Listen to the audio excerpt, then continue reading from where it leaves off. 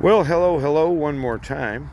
Well, I'm kind of being blinded here. That sun glare is getting pretty loud to my face, but I just want to invert this. The rest stop out here. Look at that sky.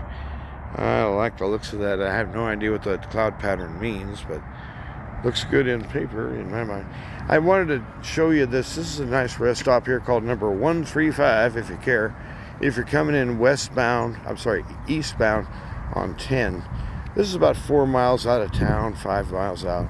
And I wanted to show you the big bird here. That big old roadrunner thing. It's pretty good size, and you can see it from the interstate as you pass by.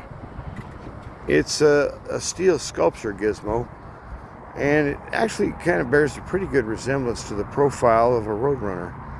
And whoever did the work was, they paid attention. But anyway, I just wanted to show you this.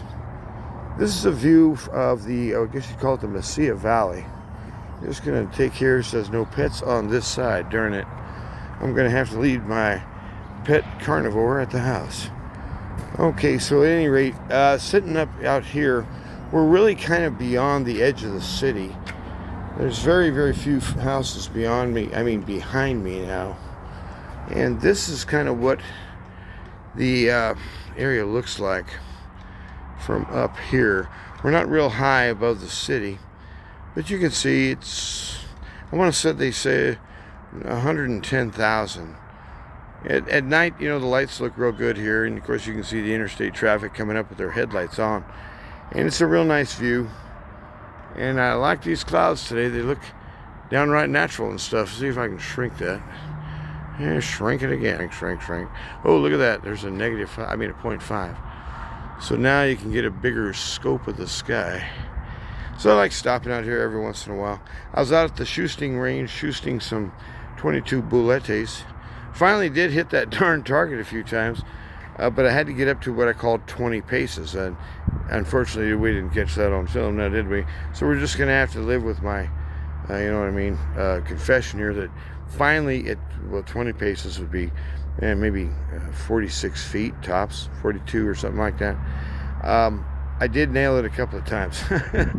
And, so at any rate, I've never really fired a pistol much, and I sure like playing around with the thing. But the thing I think I like best is just how simple that rascal is. My grandfather would have intuitively known how to use that weapon, I'm pretty sure, and perhaps his father as well. My grandfather on my dad's side I never did meet. He died, I believe, in 57 or 58. I was born in 58. And you can see down here, down south yonder, I don't think we're far enough there to seeing that for that to be the ones at El Paso, but I think the hill here is hiding them. Further south is another kind of little ridge of mountains, sort of similar to the Oregons that you're looking at. And it's right beside, or kind of inside, El Paso. So when you get down there, they're always talking about the east and west sides, respective of what? Well, there's a big hill right in the middle. East of the hill or west of the hill.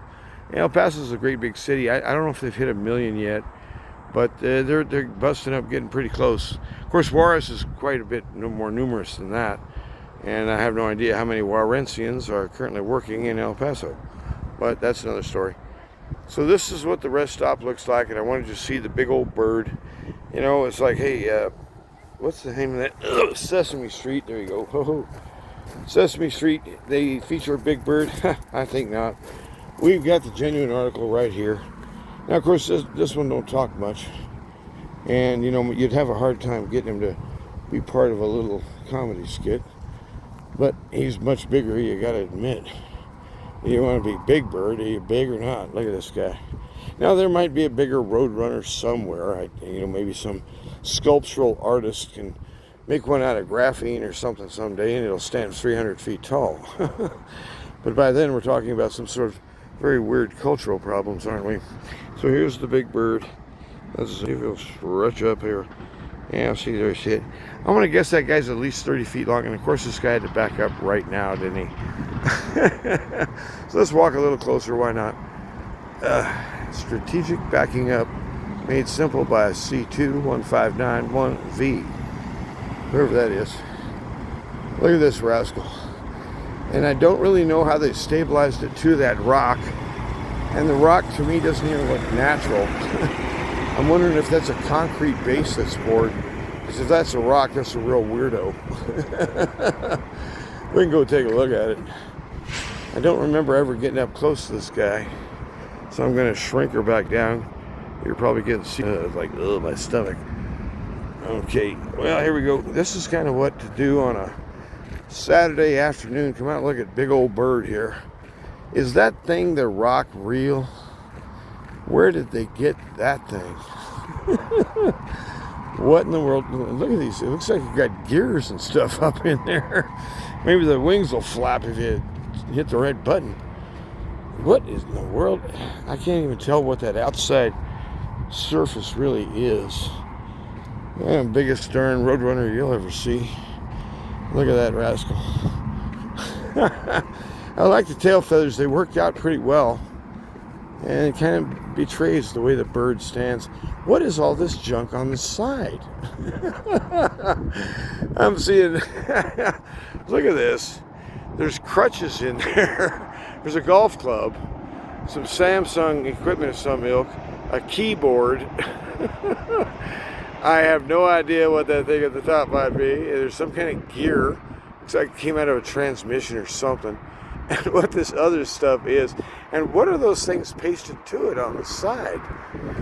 You know what those are? Parts of tennis shoes. Here's the top of the shoes. And you can see some of the bottoms up there. They cut the bottoms off the shoes. And they turned it into an outer kind of stucco job for the bird. That's pretty creative. I got to see what the other wing doesn't look like. Who saw this one coming? Now, come on now. There's no way that's a rock, dude. That's got to be cast concrete. How solid is it? It doesn't seem to ring true. I think I'm hearing an echo in there. If that was solid rock, I shouldn't have heard a thing, seems to me. So you got a real nice view of I-10 processing, as it were. Look at this guy. I want to see what this guy's wing looks like. Look, more crutches up there. Hey, maybe he kind of duplicated it. Well, it's hard for me to pick out. Oh, look, there's a dustpan. And what some of this other stuff is, it looks like parts of old computers and stuff. That's pretty clever. And all the shoes, the old tennis shoes. And whatever this stuff is made of, I believe I'm seeing part of a badminton racket right there, but I'm not sure. And what this other debris field might be. Look at, there's an old cell phone stuck in there. So I guess it's kind of a trash bird, I guess called. Well, it's fitful, you know, it was fitting at the time.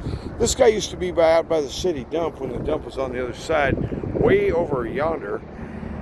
Now the county's redone all how the waste is going to be happening, so you don't really go out there to the landfill unless it's just got clean fill, like broken concrete, and they'll take that stuff. But anyway, that's what it's like out here at rest stop number 135. In case you're ever wondering, as you're driving in from Deming, you're thinking to yourself, I just want to get out of this vehicle. I'll spend 10 minutes looking at the big bird and kind of smirking. Hey, we got Sesame Street nailed up in the corner. Our bird is bigger and has lots of junk in it. Well, that's, I guess, what Cruces is famous for. But that, the Mesilla Valley there is nice to look at, especially after dark. So when you stop by, make sure it's after, after the sun goes down. You'll like the view here. I think you will. So anyway, it's worth the trip. Have a good day. Bye-bye.